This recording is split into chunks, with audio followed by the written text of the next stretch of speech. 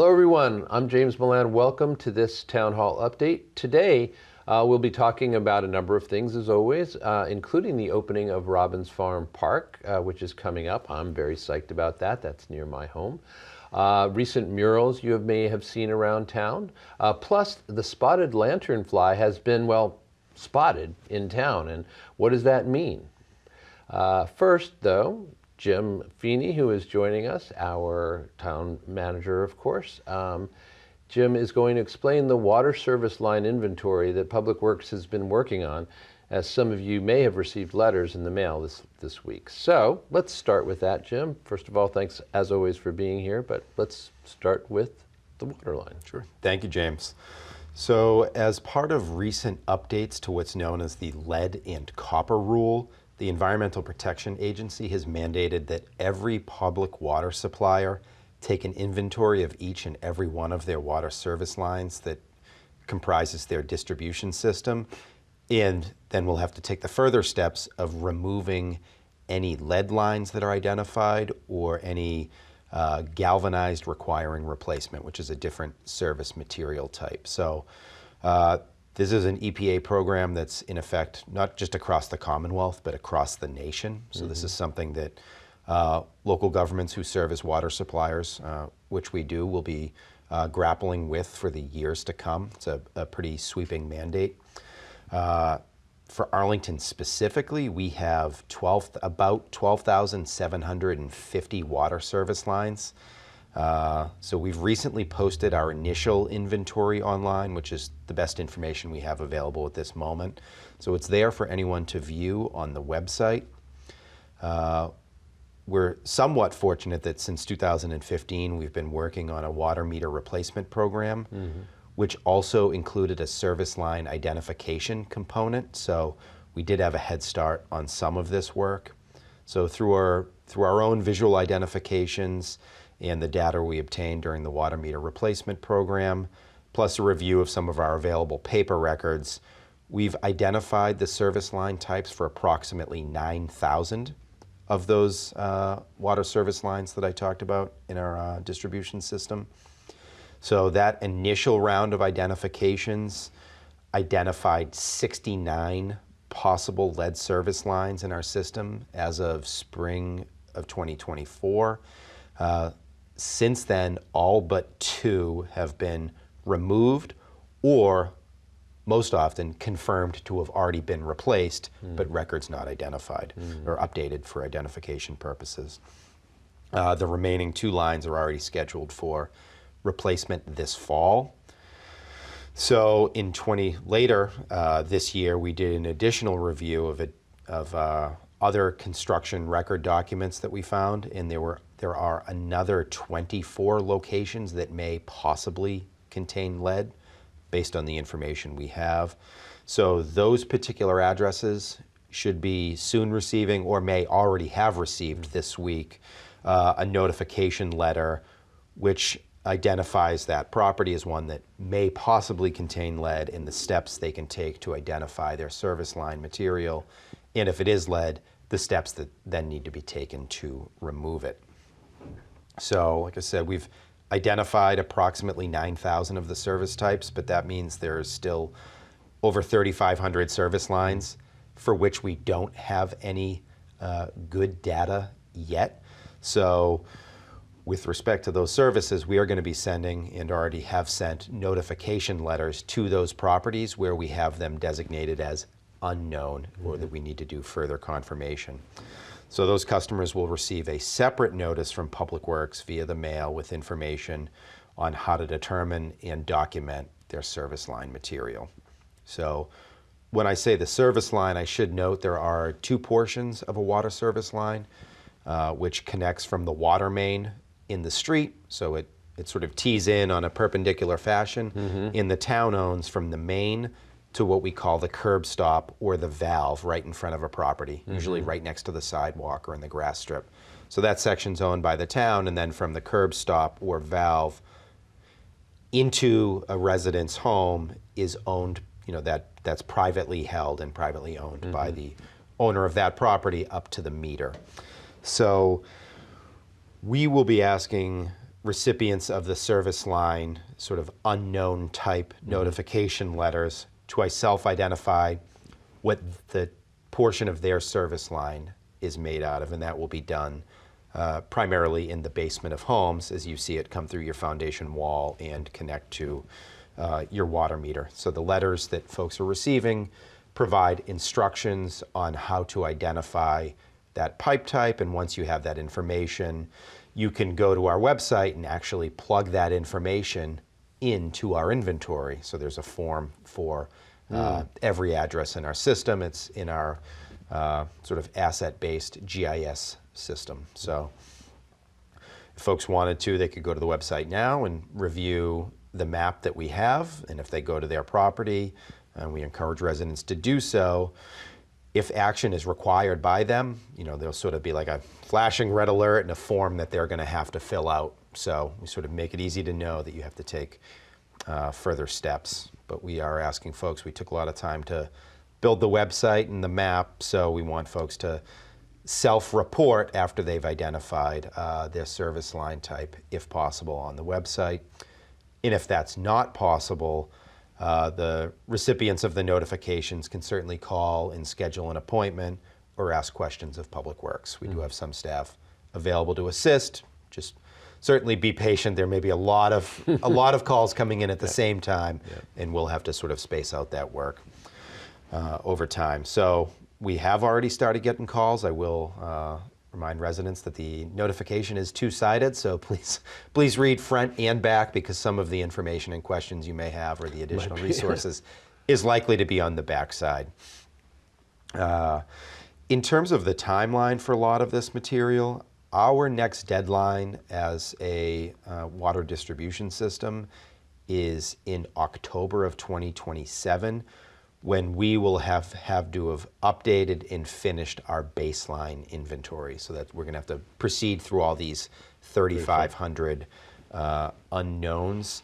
And then the rule that was set and that the EPA adopted set a deadline for the complete removal of all the lead and galvanized requiring replacement lines, both private and public, by October of 2037. So we're fortunate that though we have a lot of unknowns, based on the rate of identification of all the ones that we have identified, we do expect there to be a very, very low number or low percentage of lead pipes, and oftentimes it's a matter of it has been replaced, perhaps on the private side, but the records weren't provided or updated in our database to be able to know that. So, you know, we certainly as a municipality have a lot of work to do as well. We will be working with a contractor over the next few years to sort of dig test pits, hopefully in sort of the grass strip next to the road, to go down and find that service line on the side of the valve closest to the street that we own, that we can't just go into a basement to see. We're actually gonna have to dig a hole and try to observe that pipe type so we can know how much work we may have on our hands as well. So it's a pretty intensive process. I know, you know, there's a lot of folks who are going to be receiving letters, and there may be a lot of questions, but we've tried to take a lot of time to get the information on the website to make it as easy to navigate as possible.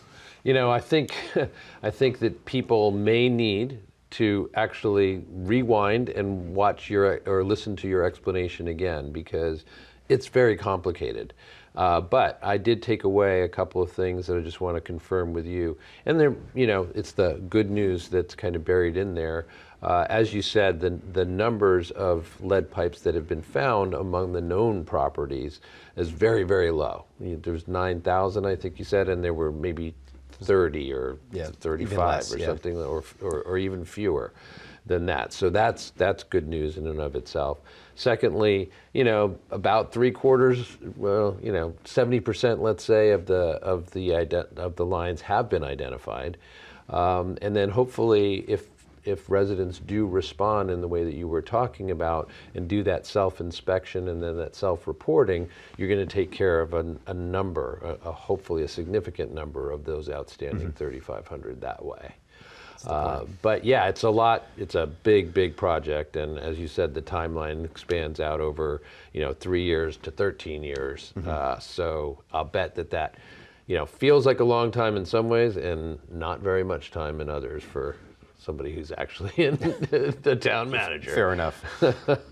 All right, moving on. Talk to us about the spotted lanternfly and what the significance is. Yeah, so Arlington is not the only one seeking the public's help in reporting something. So the Massachusetts Department of Agricultural Resources, whom we know as MDAR in slang, recently informed the town that it confirmed an infestation of the invasive insect known as the spotted lanternfly in Arlington, which is not great news.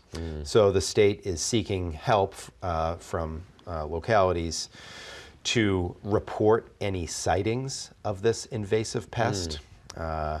So the spotted lanternfly prefers to feed on trees of heaven, also known as ailanthus, which can be found in Arlington. They're certainly not a prevalent street tree, but they are trees found in various locations. So there are other species, though, that could be impacted, anything from birches to black walnuts to willows, lilac, right? They do preferentially feed on a number of species. Certainly the biggest risk, and why MDAR, as well as the United States Department of Agriculture, is interested and will be leading this effort, is because of the potential impact on crop-bearing plants or trees.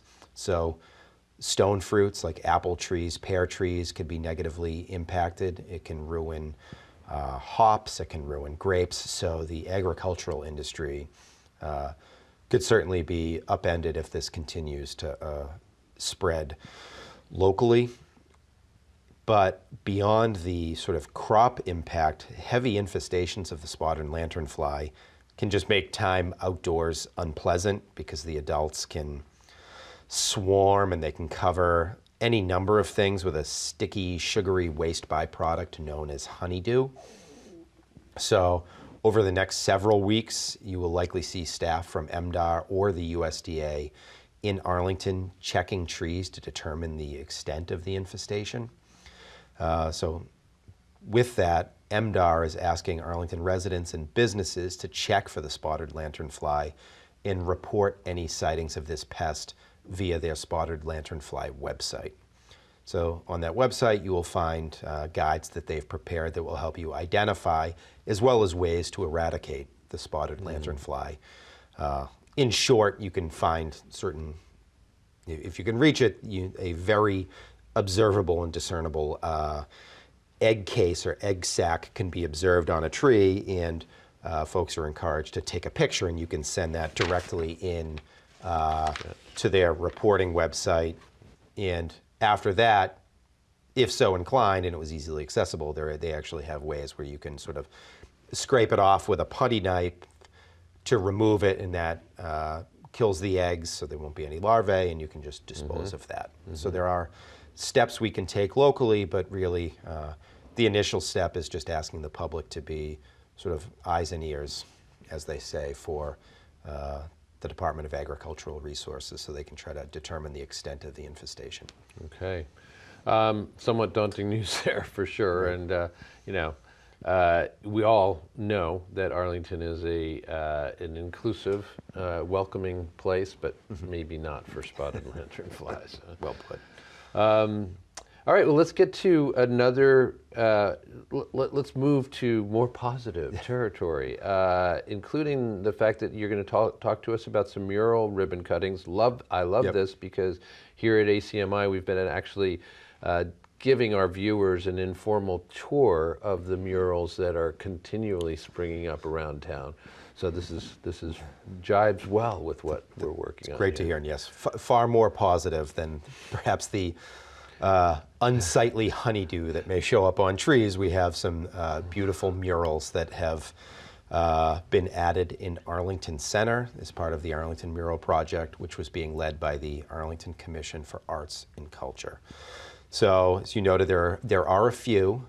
The first mural was located on what we call the American Alarm Building on Broadway. That was painted by Sophie Tuttle with assistance from some Arlington High School students.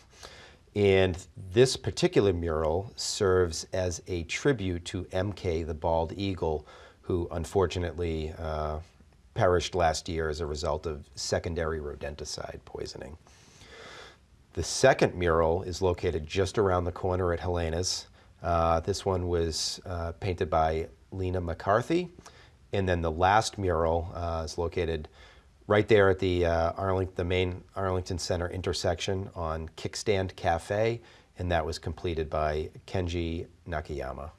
So they're really beautiful, right? Like they're not small either, right? Like they take they're striking. The whole facade, right? Like they really are beautiful, but they catch your eye in that, this was sort of the intended goal. These were funded through what's called a Transformational Growth Grant Program, which was funded with the town's American Rescue Plan Act dollars. So they certainly are transformational for some of these storefronts. So, just want to extend our thanks to the many property owners and businesses for their willingness to partner and work with the town to host these murals, which truly beautify the community, as well as our public art curator, Cecily Miller, for making sure that the public art we deliver is of the highest value. Yeah, I mean, we got to talk to both Cecily and the different business owners as well as the artists as part of this series that we've been doing, and everybody does seem really psyched about it, including the business owners themselves, who have good things to say to other business owners about why they should consider doing the same. But you had mentioned, I don't know if, are there any actual ribbon cuttings? Or is it just basically you're letting us know about the mural's existence? So the sort of unveilings, the official ceremonies have already taken place. Okay. They were very well attended. We just wanted to sort of package this up now that all of them were completed this fall and on time. Great, great.